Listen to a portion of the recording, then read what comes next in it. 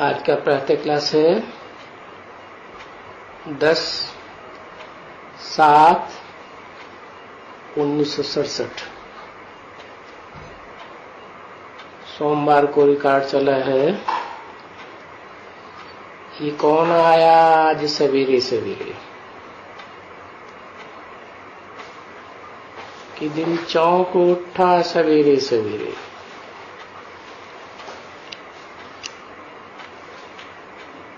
ओम शांति। मीठी मीठी रूहानी बच्चों प्रति बाप बैठ करके समझाते हैं और याद की युक्तियां बताए रही हैं, समझा रहे हैं।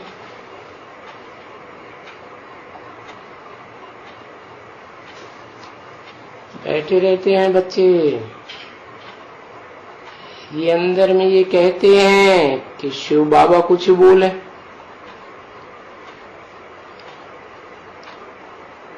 तो इंतजार करते बैठे रहते हैं ना।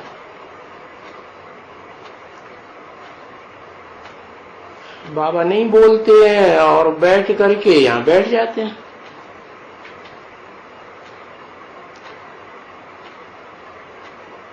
तो अंदर से आवाज करेंगी, यानी आत्मा कहेगी बैठ करके कि शिव बाबा कुछ बोले। तो ये जो तुम अंदर से आवाज देते हो, ये भी तुम्हारा शिव बाबा की याद हुई।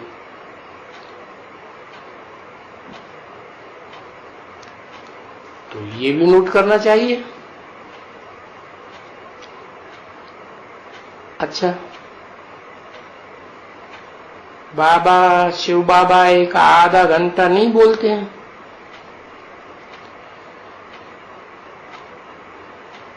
और तुम बैठ करके अंदर में कि शिव बाबा कुछ बोले, अंदर में रहता है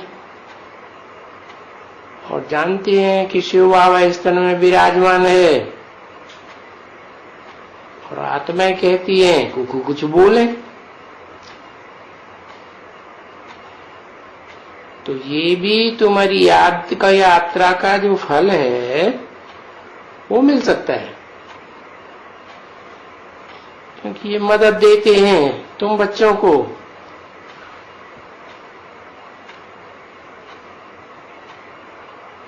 ये याद की मदद हुई ना कि बाबा कुछ बोले। अंदर में ये तो जानते हो कि मीठे बाबा कुछ बोले, कुछ हमको ये ज्ञान रतन देवे, और बाप भी आते हैं तुम बच्चों को कुछ ज्ञान रतन देने।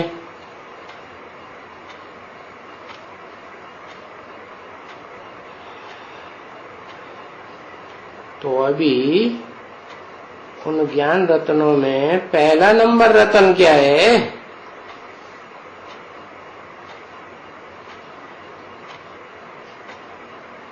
एक ज्ञान है ना बच्चे। जो कुछ भी बोलते हैं मनुष्य, ज्ञान या अज्ञान,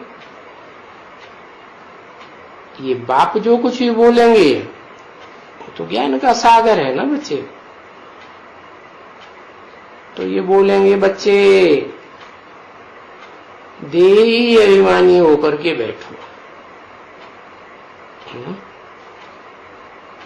अव्वल नंबर का, पहले नंबर का ज्ञान क्या हुआ है? मैं आत्मा ज्योति बिंदु हूं, देह नहीं है। ये हुआ आत्माभिमानी होकर बैठना।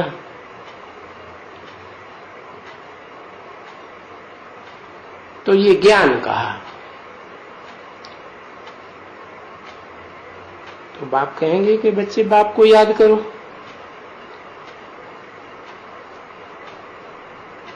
ये ज्ञान हुआ ना। अपनी आत्मा को याद करो और जिस बाप से वर्षा लेना है उस बाप को याद करो। अच्छा, बाप कहते हैं कि बच्चे ये सीढ़ी के चक्कर को याद करो।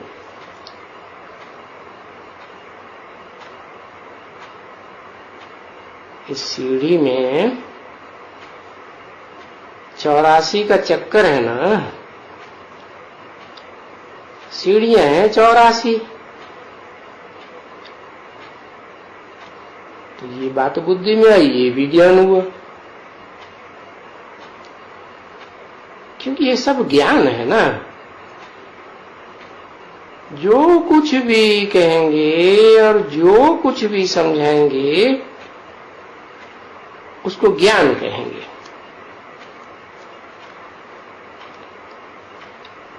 कहेंगे और समझाएंगे में क्या अंतर हुआ?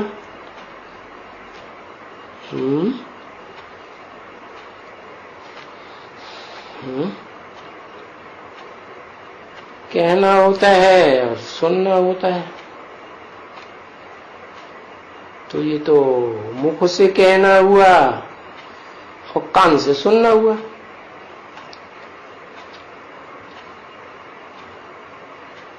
फिर समझाएंगे में क्या अंतर हुआ?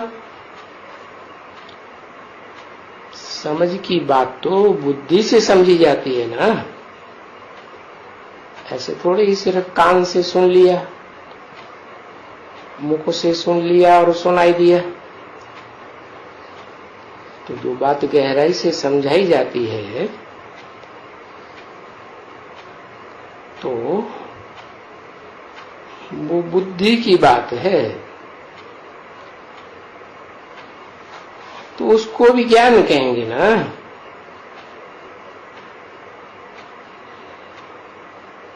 याद की भी यात्रा समझाते तो है ना, है? समझाते हैं कि सिर्फ सुनाते हैं? है? समझाते भी हैं और ज्ञान भी सुनाते हैं। तो है ये सभी रतन, चाहे सुनाए और चाहे गहराई से समझें। उसमें भी बाप कहते हैं कि याद का जो रतन देते हैं अथवा समझाते हैं तो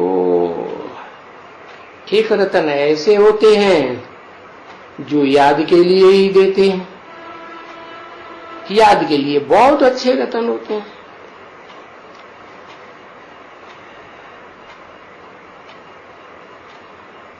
और फिर ये ज्ञान देते हैं कि अपने 84 जन्मों को याद करो। तो 84 जन्मों को याद करेंगे तो ये याद आएगा कि अभी 84 जन्म पूरे हुए, अब क्या करना है? अब घर वापस जाना है।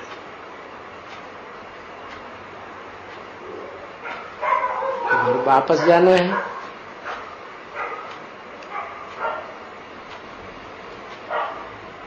जब आए थे तब कैसे आए थे और वापस जाएंगे तो कैसे जाएंगे? कहते हैं नंगे आए थे, शरीर रूपी वस्त्र लेके नहीं आए थे। और जाएंगे तो भी है, तो भी बाप क्या करेंगे? है ये कपड़ा उतरवा ही देंगे। हाँ चलो, नंगे आए थे तो नंगे वापस जाना। उन्होंने फिर भक्ति मार्ग में दिखाई दिया है कि कृष्ण क्या करते हैं? है? जब गोपियां स्नान करती हैं, ये भी ज्ञान स्नान है ना, तो उनसे कहते हैं बाहर निकलो, है तो वो कहते हैं कि है ऐसे कैसे निकले, है कपड़े हमारे कहाँ गए, हमारे कपड़े दे दो तो हम बाहर निकले। तो ऐसी कथाएं बना दी। कहते हैं कृष्ण भगवान गोपियों को नंगा करते थे। अब है ये देह रूपी वस्त्र की बात। नंगे आए थे माने पवित्र आत्मा आई थी, पवित्र आत्मा को वापस जाना है। क्योंकि अभी ये लास्ट जन्म है ना, तो आत्मा तो अपवित्र हो गई, तो अपवित्र आत्मा को तो जाना नहीं है। अपवित्र किसे कहेंगे और पवित्र किसे कहेंगे, है देह, देह के संबंधी, देह के पदार्थ याद आते हैं तो अपवित्र है, और देह भी भूल जाए और देह के संबंधी भी भूल जाए, पदार्थ भी भूल जाए, कोई की भी दरकार न रहे, तो कहेंगे आत्मा पवित्र हुई।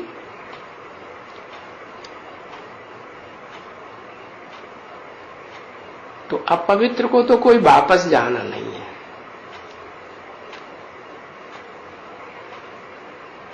तो सबको अभी वस्त्र याद आ रहा है या नहीं आ रहा है, वस्त्र याद आ रहा है, तो अपवित्र कोई नहीं वापस जाएंगे, नहीं अभी पवित्र हो करके ही जाना है। जबकि कर्मातीत अवस्था में जाना है। ये भी परीक्षा, क्या कर्मेंद्रियों से कर्म करते रहें और कर्म करते हुए भी देह में बुद्धि न जाए, तो कहेंगे कर्मातीत अवस्था। कर्मेंद्रियों में बुद्धि न जाए तो कहेंगे कर्मातीत अवस्था। तो ऐसी कर्मातीत अवस्था में जाएंगे तो फिर कोई पाप कर्म बनेगा नहीं, और बाप से पूरा वर्षा लेंगे। पूरा माने बाप है आत्मा है, बाप को तो इंद्रियां है ही नहीं जैसे, तो पूरा वर्षा का मतलब क्या हुआ है, अतीन्द्रिय सुख का वर्षा। जैसे बाप को इंद्रियां नहीं है तो बच्चों को भी इंद्रियों की महसूसता नहीं होनी चाहिए, तो उसे कहेंगे अतीन्द्रिय सुख का वर्षा। जो शास्त्रों में गाया हुआ है कि अतीन्द्रिय सुख की बात पूछनी हो तो गोप गोपियों से पूछो।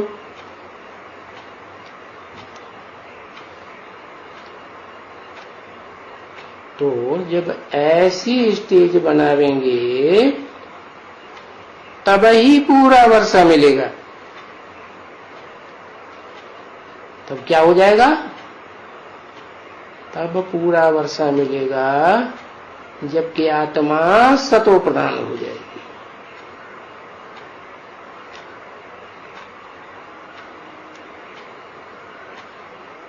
कैसे हो जाएगी, इस योग के द्वारा या याद बल के द्वारा।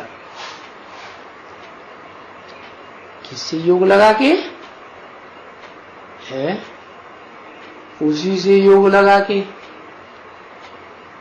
जिसकी यादगार मंदिर में रखी हुई है शिवालय में। इंद्रियां जैसे कि है ही नहीं है, तो इंद्रियां नहीं है। अरे लिंग इंद्रिय नहीं है क्या? बाप तो कहते हैं ना, मेरे तो लिंग की पूजा की जाती है। परंतु भले की जाती है लिंग की पूजा, लेकिन पूजा पवित्र की जाती है या अपवित्र की जाती है? पवित्र की जाती है। तो जरूर पूजा करते हैं।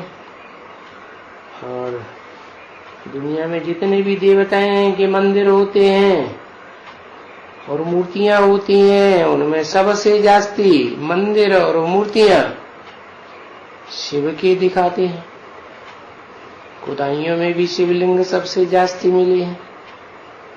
इससे क्या साबित होता है कि वो पवित्रता की स्टेज की यादगार है। क्या पवित्रता? कि इंद्रियों से कर्म करते हुए भी न इंद्रियों की याद रहती है, न देह की याद रहती है, न संबंध जिससे जोड़ा जाता है उसकी याद रहती है। तो ये अक्षर बहुत वैल्यूबल है, बिल्कुल ही वैल्यूबल।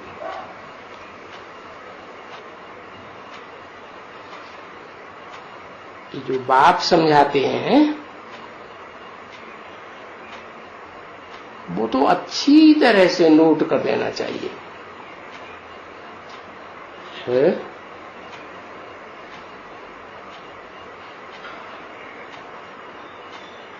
कहाँ नोट कर देना चाहिए? नोटबुक में नहीं।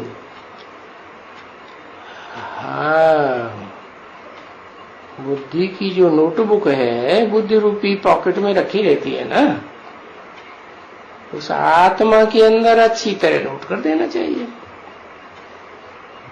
क्योंकि समझाया किसने? ये गहरी बातें हैं। बाबा, ये ब्रह्मा बाबा नहीं समझाते हैं। और समझाते किसको है? आत्माओं को समझाते हैं ना। तो जरूर आत्माओं के बाप ने समझाया। सुप्रीम टीचर भी तो है ना। और ये शरीर की तो आर्गन्स हैं। ये आर्गन्स तो मैटेरियल है, मैटर होता है ना। पृथ्वी, जलवायु, अग्नि, आकाश है, ये 5 तत्वों से बना हुआ शरीर है और इसके मैटेरियल से बनी हुई इंद्रियां। तो मैटेरियल तो एक जैसा दिखाई नहीं देता है? दिखाई देता है नहीं, विनाश हो जाता है, स्थायी तो रहता नहीं। तुम तो जानते हो आत्मा तो अविनाशी है। तो जो विनाशी चीज है उसे याद थोड़ा ही किया जाता है। अविनाशी को याद करना है। अविनाशी आत्मा भी है, आत्माओं का बाप भी अविनाशी है। बाप से वर्षा लेना है आत्मा को। तो जो कुछ भी संस्कार भरे जाते हैं आत्मा के अंदर, अच्छे या बुरे, देवताई संस्कार सुख देने के या राक्षसी संस्कार दुख देने के, देखते हो कि बाप आकर जब पार्ट बजाते हैं इस दुनिया में मुकर्रर रथ में, तो बाप में सारे संस्कार भरे हुए हैं।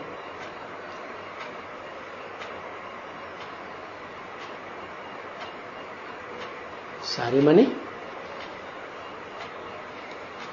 है, अच्छे भी और बुरे भी। कौन से बाप में? मनुष्य सृष्टि का भी बाप है ना, तो वो आत्मा में सारे संस्कार भरे हुए हैं।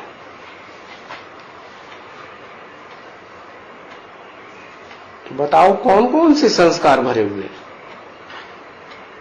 अरे ये सारी सृष्टि में जो भी आदि से लेकर के मध्य और अंत तक के सारे संस्कार हैं। आदि के संस्कार हैं स्वर्ग के संस्कार देवताई, और आधा कल्प के बाद फिर नरक की दुनिया बनती है, मनुष्यों की और दैत्यों की। तो ये नॉलेज तुम्हारी बुद्धि में है, तो नॉलेज के भी संस्कार रहते हैं। इसलिए जिनमें ये नॉलेज रहती है, कब से? देवताओं में तो नॉलेज नहीं होती। तो जिनमें ये नॉलेज के संस्कार रहते हैं, ऋषि मुनि सन्यासी कहते हैं ना उनको, है व्यास मुनि, है नारद ऋषि, क्या क्या नाम दिए हुए। तो ये नॉलेजफुल है ना। उन्होंने कब नॉलेज उठाई? जरूर बाप से ये ब्रॉड ड्रामा की शूटिंग काल में, पुरुषोत्तम संगम युग में नॉलेज उठाई। तो यहाँ के संस्कार फिर रहते हैं, तो कहेंगे नॉलेजफुल आत्मा। और फिर अभी नॉलेज दो तरह की हो, दो किस्म की हो गई अभी इस दुनिया में। कौन कौन सी? एक तो वो शिव बाबा ने जो नॉलेज दी थी कलपपुर में, वो असली नॉलेज भी रहती है? और फिर भांति भांति के मनुष्यों ने जो कुछ अलग अलग बातें बोल दी हैं शास्त्रों में। शास्त्रों में सब एक जैसा ज्ञान है क्या? नहीं। तो वो शास्त्रों की भी नॉलेज, उन शास्त्रों में फिर भक्ति मार्ग के सारे कर्म कांड दिए हुए, चाहे वो हिंदुओं के हों, चाहे अंग्रेजों के हों, चाहे मुसलमानों के हों। कर्म कांड तो करते हैं ना। जैसे शरीर छूटता है तो हिंदू क्या करते हैं? जलाते हैं। मुसलमान क्या करते हैं? जमीन में गाड़ देते हैं। तो ये सब है भक्ति मार्ग की नाली। क्यों? जलाना नहीं चाहिए, जमीन में गाड़ना नहीं चाहिए, है? फिर तो सड़ान मारेगा मुर्दा, है? गांव छोड़ के लोग भाग जाएंगे। फिर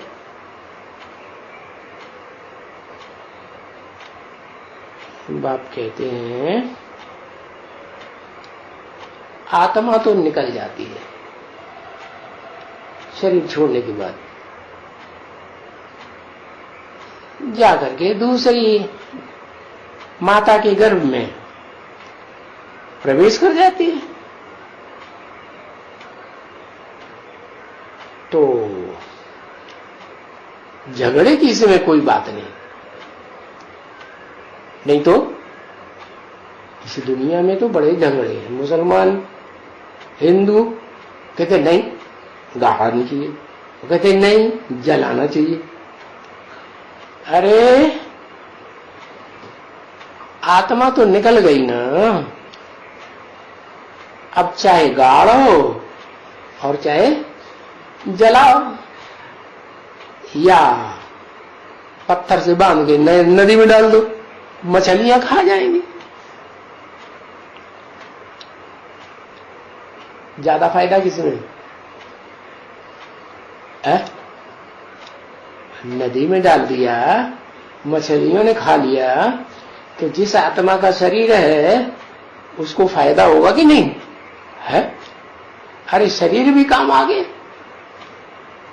जैसे आजकल डॉक्टर लोग कहते हैं ना, क्या आंखें दान में करना चाहिए, हार्ट दान में करना चाहिए, ये अंग दान में करना चाहिए, तो फिर काम में आ जाएगा। तो कोई तो फिर जीते जी एग्रीमेंट लिख देते हैं हॉस्पिटल में कि हमारा जब शरीर छूटने वाला हो तो हमारी आंखें निकाल लेना, हार्ट निकाल लेना, कुछ भी जरूरत हो उसको निकाल लेना। तो देखो अब ये हार्ट निकाल के दूसरे के शरीर में डालते हैं तो कुछ अंतर पड़ेगा कि नहीं पड़ेगा? है? हार्ट में भावना होती है ना, तो दिमाग नहीं होता है। हाँ, तो भावना में अंतर पड़ेगा कि नहीं? क्या एक हार्ट निकाल दिया, दूसरा हार्ट डाल दिया, तो जिस व्यक्ति का हार्ट डाला उसकी जैसी भावना होगी वैसे ही भावना काम करेगी ना फिर। तो बाप कहते हैं ये शास्त्रों की बातें और दुनियावी मनुष्यों की बातें, ये सब है मनुष्य मत, मन मत। इससे फायदा कुछ भी नहीं है। किसको फायदा? शरीर को फायदा या आत्मा को फायदा है? आत्मा को फायदा कुछ भी है नहीं। तो ये बाप बैठ करके समझाते हैं। बैठ के क्यों समझाते हैं? अब खड़े होकर के भी समझाते हैं, ऐसे क्यों नहीं कहते हैं? भ्रकुटी के मध्य में निराकारी आत्मा शिव बाप की बैठेगी ना, क्योंकि ये जो भी बाप समझाते हैं वो निराकारी बाप ही समझाते हैं ना। तो भ्रकुटी के मध्य में बैठ करके ही समझा देंगे। शास्त्रों में अगर कुछ लिखा हुआ है तो वो रांग लिखा हुआ है।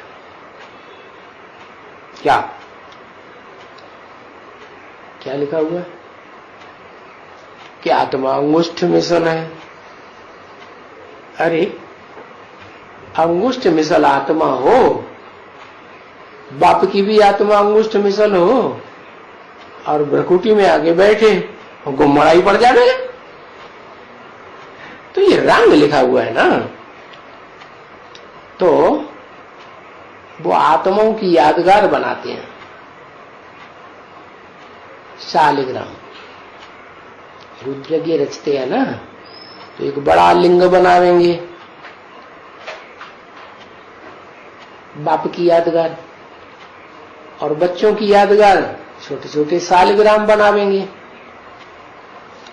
तो आजकल घरों में भी शालिग्राम बनाते हैं, समझते हैं ये भी भगवान है, आत्मा सो परमात्मा। और वो शालिग्राम की छोटी सी अंगुष्ठ मिसल आकार देते हैं कि आत्मा का ये आकार है। तो बाप आकर के राइट बात समझाते हैं कि बच्चे, आत्मा न कोई शालिग्राम मिसल इतनी बड़ी है और न कोई अंगुष्ठ मिसल है।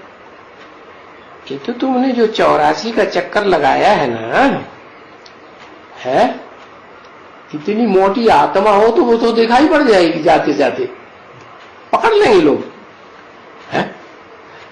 तो आत्मा तो अति सूक्ष्म है, बहुत सूक्ष्म। जैसे गीता में लिखा अणोणीयांश मनुस्मरे, अणु से भी, जैसे वो अणुबम बनाते हैं ना, तो अणु के भी हिस्से करते हैं। शास्त्रों में भी लिखा है कि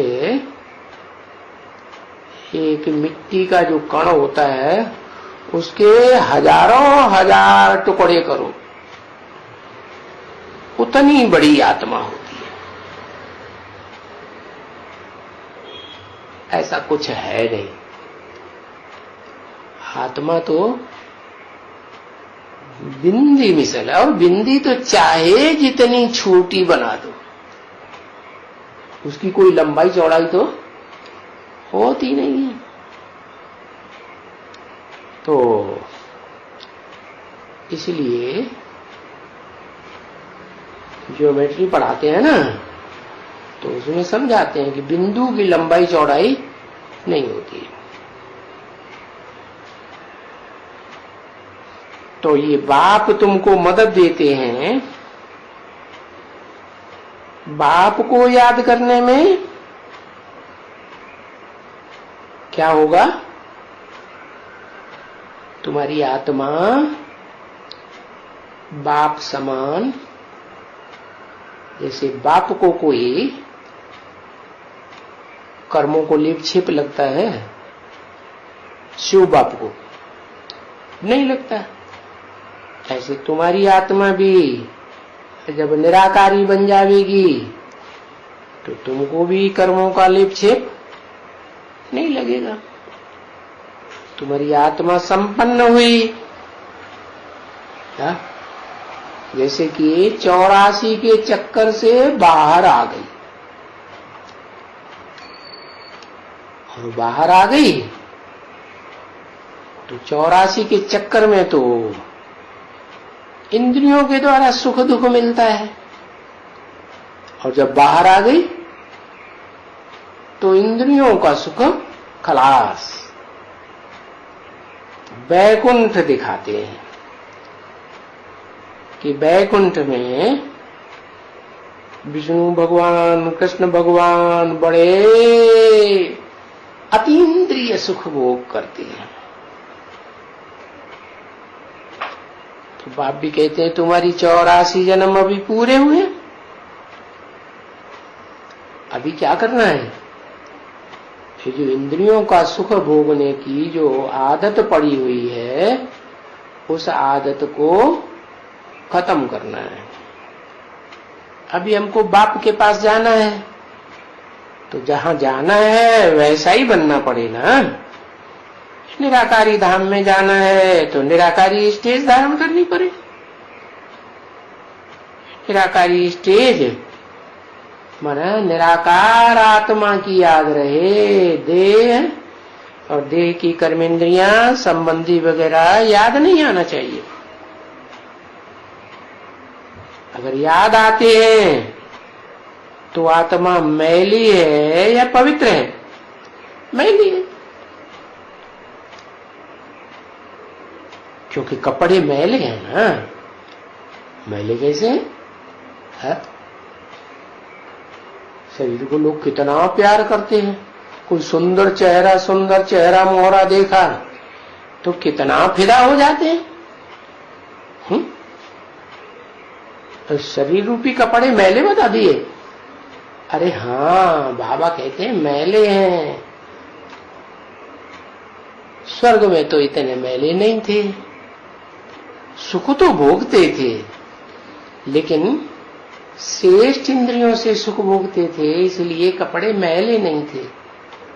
और यहाँ द्वापर कलयुग की दुनिया में, जिसे नरक कहा जाता है, नरक की बनाई हुई दुनिया, ये इब्राहिम बुद्ध क्राइस्ट 2500 वर्ष के अंदर आए ना, ये नर है ना।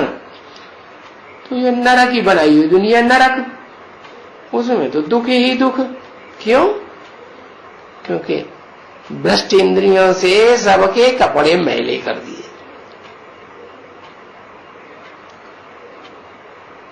तो एक तो ये कपड़े भी नहीं जा सकते पवित्र धाम में। क्यों? पवित्र धाम में तो पवित्र चीज ही रहेगी ना। जाएगी तो आत्मा ही जाएगी, वो भी पवित्र होकर के जाएगी। आत्मा का लगाव अगर देह में जाता है, जिसे कहते हैं देह रूपी कपड़ा मैला हो गया, मैला हो गया माने इसमें जो भी 9-10 इंद्रियां गाई जाती हैं, बताई जाती हैं, इन सब इंद्रियों में से गंध निकलती है या सुगंध निकलती है? गंध ही तो निकलती, तो कपड़े मैले हुए ना। तो अब बच्चे अच्छी तरह से जान गए। अभी हमें इस कपड़े को उतार देना। तो क्या करना? सुसाइड कर लेना है? जीव हत्या कर देना? नहीं, जीव हत्या करने की बात नहीं है। क्या करना है? अपन को निराकार आत्मा समझ, निराकार आत्मा के बाप को उस साकार मुकर्रर रथ में पहचान करके याद करना है, क्योंकि वो ही एक साकार मुकर्रर रथ है जो इस षष्ठी रूपी रंगमंच पर 84 का चक्कर लगाने के बाद भी पवित्र बन जाता है। और दुनिया में जितनी भी आत्माएं हैं तुम बच्चों की, वो सब आत्माओं के शरीर क्या इसी दुनिया में खलास हो जाएंगे, या तो बहुत श्रेष्ठ पुरुषार्थी होंगे तो शरीर बर्फ में दब जाएंगे, क्योंकि बहुत याद किया है। तो जो आत्मा के संकल्प हैं वो जाम हो जाएंगे। संकल्पों का खून जाम हुआ माना वो शरीर आत्मा छोड़ करके जाएगी, तो शरीर जाम जगह में ही रहेगा। क्या यादगार नाम देते हैं? जामनगर। ऐसा नगर? तो ऐसा कोई नगर तो होता नहीं जहां बर्फ जमी हुई हो, नहीं। हाँ, बर्फ में दब जाते हैं। क्यों? क्योंकि दिखाते हैं भक्ति मार्ग में ऐसे कि कोई जामनगर है। वहां के निवासी कहाँ के रहने वाले? सागर के किनारे रहने वाले। ज्ञान सागर की बात है। मन बुद्धि से ज्ञान सागर के किनारे रहने की यादगार बनाई दी जामनगर। तो हमको ऐसा अच्छा प्योर शरीर बनाना है। कैसा अच्छा? कैसा अच्छा? अरे वो प्योर शरीर तो एक का ही बनेगा कि सबके बनेंगे? एक ही शास्त्रों में भी गाया हुआ है क्या कि वो अनादि है, अनंत है, न उसका जन्म होता है न उसका शरीर कभी खत्म होता है। शंकर को बताते हैं ना। तो अब ये बच्चे जानते हैं कि हमको भी अब प्योर अच्छा शरीर मिलेगा। अब वो इस दुनिया में नहीं मिलेगा। क्या? अच्छे से याद करेंगे। याद करते करते जब हमारे संकल्प जाम हो जाएंगे तो क्या होगा? हमारा शरीर भी बर्फ में जाम हो जाएगा।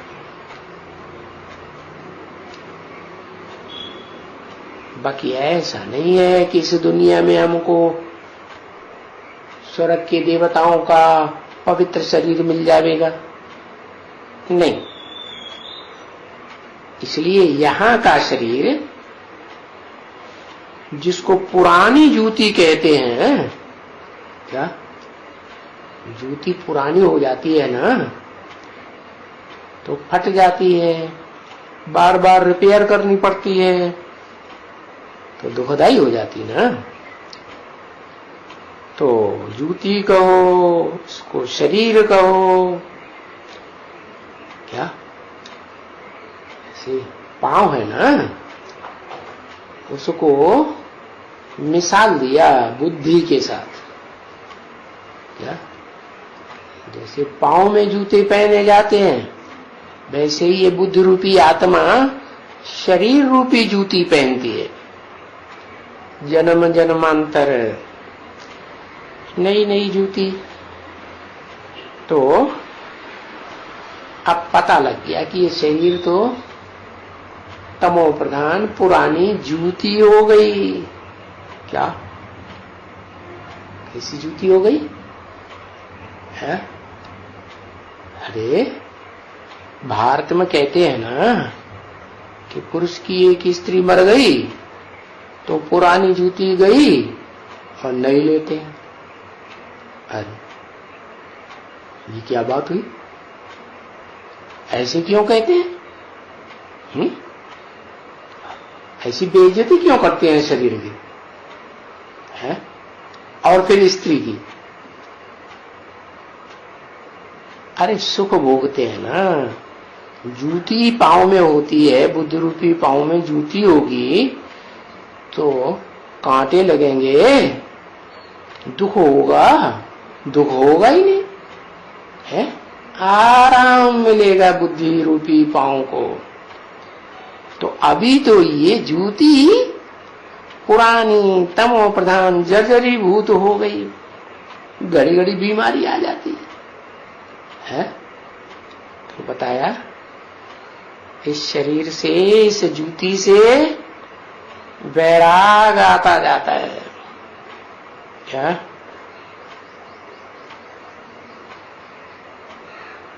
कब? जितना जितना आत्मा को याद करके, बाप को याद करते जाएंगे तो दिन प्रतिदिन इस पुरानी जूती से वैराग आता जाएगा। फिर याद करते हो कि ये जूती खलास हो जाएगी तो फिर आत्मा तो शांति धाम में तो मजा नहीं आएगा हमेशा। शांति धाम में हमेशा पड़ा रहो तो मजा नहीं आएगा। नहीं, सुख चाहिए ना। तो क्योंकि तुम तो देवात्मा हो, देवात्माओं को तो सुख की दुनिया चाहिए है। जो दैत्यों की दुनिया है, द्वैतवादी द्वापर युग से होती है, उसमें तो वो दुखी होते भी है और दुखी करते भी है। ऐसे नहीं कि उन्हें सुख ही सुख चाहिए। लेकिन तुमको तो क्या चाहिए? तुमको तो, तुम तो आदि हो, सुख के ही आदि हो। सुख ही सुख चाहिए, दुख का नाम निशान नहीं।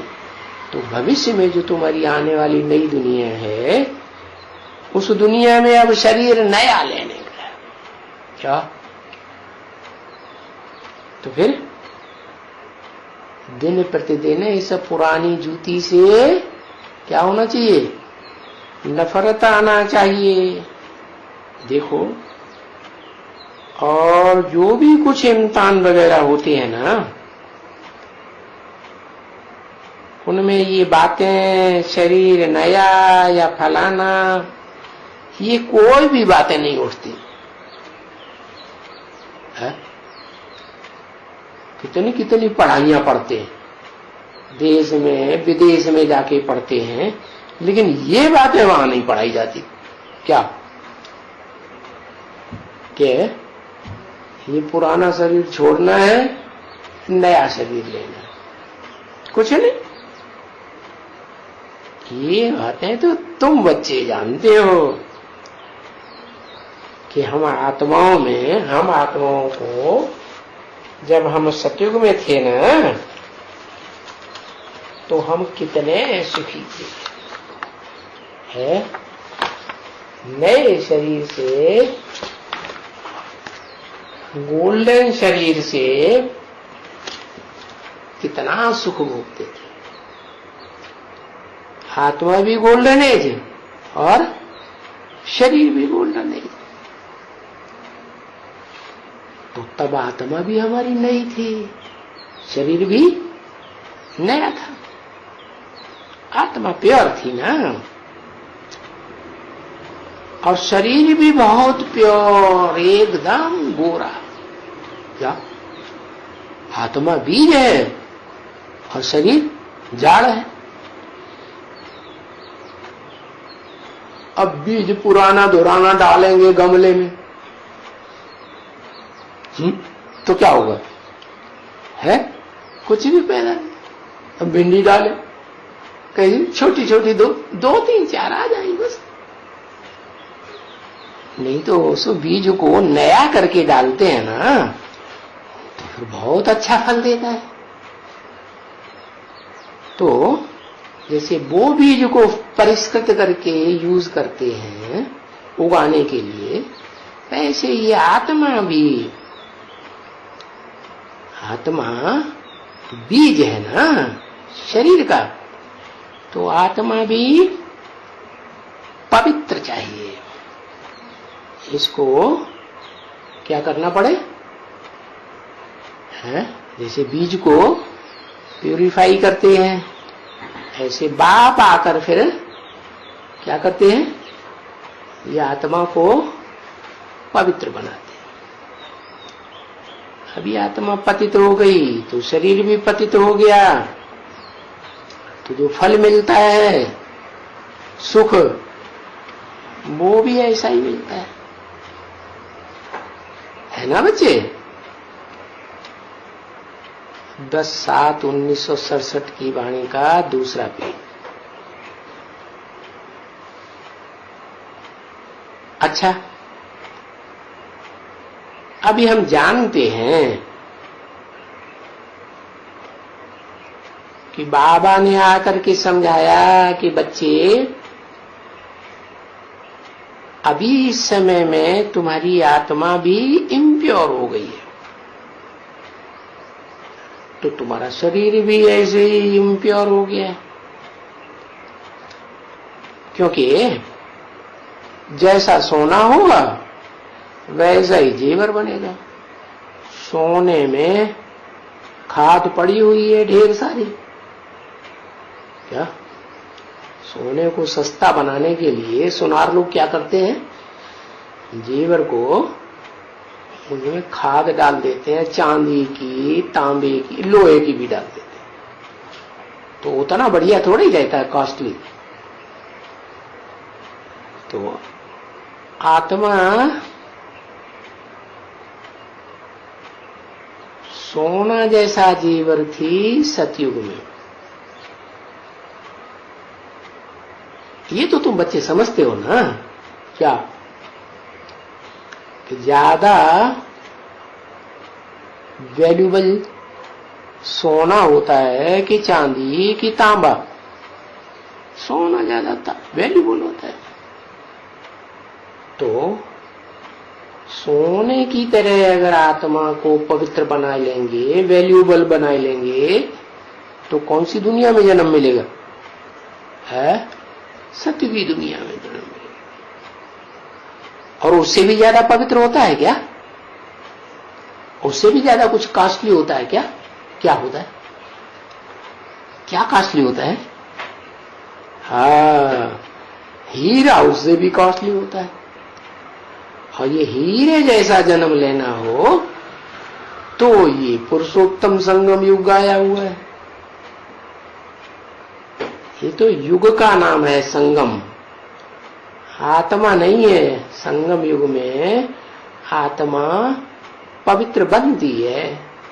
अब बनाने वाले शिव बाबा की याद से चाहे सोने जैसा बनाए, चाहे चांदी जैसा बनाए, चाहे तांबे जैसा बनाए, चाहे लोहा जैसा बनाए। लोहे में भी भांति भांति का लोहा, मार्केट में जाओ खरीद के देखो, बढ़िया लोहा एकदम स्टील, बहुत कॉस्टली मिलेगा। और थर्ड क्लास फोर्थ क्लास ले आओ, बस थोड़ा पानी पड़ा ये जंग पड़े है। तो बढ़िया कपड़ा लेना हो, शरीर रूपी वस्त्र अगले कल्प में, तो क्या करना पड़े? कैसा बनाना है? है हीरे जैसा बनाना है। अच्छा, तो फिर करना क्या पड़े? है हीरे जैसा बनाने के लिए क्या करना पड़े? है याद तो सारी दुनिया करेगी, 500 करोड़ याद ही तो करेंगे, नहीं तो जीवन मुक्ति कैसे मिलेगी? 500-700 करोड़ याद नहीं करेंगे, है? तो फिर वो भी तो याद करेंगे। ये क्या सिर्फ याद की बात कर दी है? हाँ, हीरे का क्या? हीरे के संगठन में जाना है। वो तो पुरुषोत्तम संगम युग बताया। क्या गाते भी है ब्रह्मा कुमार कुमारी, स्वर्ग से सुंदर संगम युग है। क्या ऐसे गाते रहते हैं गीत, ये नहीं समझते कि संगम युग में हीरे जैसा जन्म कैसे बनता है। न हीरे को पहचानते हैं और न हीरे का संग करते हैं, तो हीरे जैसा बनेंगे कैसे? है? अरे पता, हीरे को पहचानना पड़ेगा। और हीरे भी नंबरवार होते हैं कि सभी के जैसे होते हैं? है? कोई बहुत कॉस्टली, कोई कम कॉस्टली। देखो अमेरिका में हीरे बनाते हैं आर्टिफिशियल, वो तो बहुत सस्ते मिल जाएंगे। असली हीरा तो पहचान में भी नहीं आता है, सबको नहीं पहचान में आता है। तो हीरो में भी नंबरवार। सुना है दुनिया का कोई सबसे कॉस्टली हीरा भी है? कौन? सुना? नहीं सुना? है? कोहिनूर हीरा, उसका नाम है कोहिनूर हीरा। वो पहले भारत में था। कहां था? भारत में। कहते हैं वो कोहिनूर हीरा हैदराबाद से निकला था। समझा क्या? और वहां से निकाला तो वो ढेर सारे राजाइयों में घूमता रहा। और लास्ट में एक राजाई आती है दुनिया में, राजाई जो आस्तिक आत्माएं तो होती है, लेकिन लास्ट में भगवान को पहचानती है और पहचान करके आस्था पैदा करती है, विश्वास पैदा करती है कि यही भगवान है। तो कहते भी हैं अकाल मूर्त, जब सदगुरु मिला अकाल, क्या ऐसा गुरु मिलता है उन सिखों को कि कहते हैं अकाल मूर्त, उसको कोई काल नहीं खा सकता। और मूर्ति भी है, ऐसे नहीं अमूर्त है, नहीं, उसकी मूर्ति भी है लेकिन चैतन्य मूर्ति है। और वो हीरा आखिरी कलयुग के अंत में सिखों के पास पहुंच जाता है। बस फिर कोई आस्तिक नहीं रहते धर्म वाले भारत में, क्योंकि उसके बाद तो फिर आर्य समाजियों का राज्य आ जाता है। आता है ना? हाँ, वो तो आधे नास्तिक भगवान के साकार रूप को मानते ही नहीं, निराकार को ही मानते हैं। जैसे विदेशी धर्म पिता है इब्राहिम, बुद्ध, क्राइस्ट आदि, सिर्फ निराकार को मानते हैं, साकार को मानते ही नहीं। उनसे पूछो फिर ये जन्नत जन्नत कहते रहते हो, जन्नत किसने बनाई? ईसाइयों से पूछो, ये तुम जो कहते रहते हो क्या हेवनली गॉड फादर, तो हेवनली गॉड फादर ने तो हेवन ही बनाया होगा ना? कब बनाया था, कैसे बनाया? तो कोई जवाब नहीं। क्या? अरे वो तो भगवान है भाई, ये वहां भगवान तो कुछ भी कर सकता है। ऐसी अंधश्रद्धा की बात है, बताते हैं।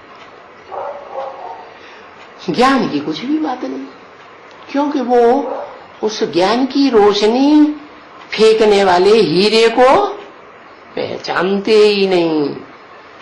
क्या? सिर्फ नाम लेते हैं, आदम एडम, लेकिन बहुत पुरानी बात हो गई उनके लिए। कितनी पुरानी? उनके धर्म पिताएं आते हैं ना, पुराने थे पुराने, उनसे भी हजारों साल पुरानी बात। और वो भी तब की बात जब ऐसे दुनिया में चौथा विश्व युद्ध होता है और एटम बमों से हजारों हजार एटम बम धड़ाक धड़ाक धड़ाक ऐसे फूटते हैं और सारी दुनिया तो क्या, जो 9 ग्रह हैं वो भी डिस्टर्ब हो जाते हैं। क्या? रास्ता छोड़ देते हैं और टकराते हैं, और टकराए के सब खलास। तो देखो, हीरा की बात हो रही थी ना, हीरा तो रात में भी रोशनी मारता है ना। क्या? निबिड़ अंधकार में रख दो, वो चमचम चमचम चमचमाता रहेगा। तो घोर अज्ञान की अंधकार की रात्रि हो जाती है इस दुनिया में, जब सब भगवान को भूल जाते हैं। क्या? कोई को पता नहीं रहता। तब उस समय वो हीरे में जो सुप्रीम सोल बाप प्रवेश करके उसको हीरे जैसा बनाते हैं। क्या? पहले तो कौड़ी मिसल था। कौड़ी मिसल माने क्या मतलब? कौड़ी था? कौड़ी नहीं था, उसकी आत्मा में कौड़ी की ही याद आती रहती थी। कौड़ी जैसा शेप की याद आती रहती थी, तो कौड़ी जैसा जीवन हो गया। तो बाप आकर के कौड़ी जैसे जीवन को क्या बनाते हैं? हीरे जैसा बनाते हैं। तो देखो, अब जैसी आत्मा बनेगी, हीरे जैसी बनेगी, तो हीरा जैसा जन्म मिलेगा। सोने से भी बहुत कॉस्टली हीरा है? नहीं तो एक रत्ती सोना लो और एक रत्ती हीरा लो वजन का, कितने गुना कीमत हो जाएगी? कई गुना कीमत हो जाएगी। इतना हीरा कॉस्टली होता है। तो अब बाप कहते हैं चाहे हीरे जैसे बनो, है? इंद्रियों से भी अतीत का सुख लो, अतीन्द्रिय सुख। क्या? ऐसा सुख लेने वाली आत्माएं जन्म जन्मांतर बहुत सुख भोगती है 84 के चक्र में। समझा? बताया ना, जैसा सोना होगा वैसा ही जेवर बनेगा। तो ये आत्मा की बात है। आत्मा सोने जैसी बन गई तो सतयुग में 16 कला संपूर्ण देवताओं जैसा जीवन मिल जाएगा, और चांदी जैसी बनी तो त्रेता में चांदी जैसा जन्म मिलेगा। सुख कम हो जाएगा। कितने कला है? 2 कला कम हो गया। 16 कला की जगह 14 कलाएं रहेंगी। तो ये तो बात समझ में आ गई कि जैसा सोना होगा वैसा जीवन।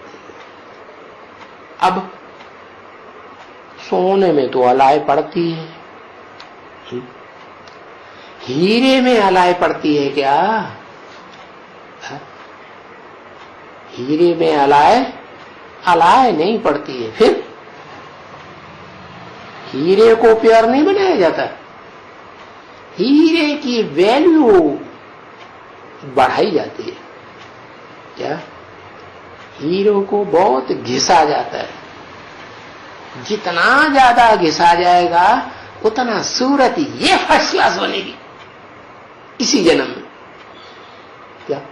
इसलिए बाप ने नाम रखा हुआ है श्याम सुंदर। तुम्हारा नाम है नंबरवार। तुम बच्चे क्या बनते हो? श्याम थे, काले कलूटे बैंगन लूटे, फिर क्या बन जाते हो? एकदम सुंदर। और ये भी बताया कि तुम्हारे जैसा सुंदर और श्याम इस दुनिया में और कोई आत्मा नहीं होती, चाहे कितना भी ग्रेट से ग्रेट धर्म पिता क्यों न हो, इब्राहिम, बुद्ध, क्राइस्ट वगैरह, कोई भी इतना काला भुजंग और इतना गोरा कोई बनता नहीं। तो ये तुम्हारी यादगार है। क्या?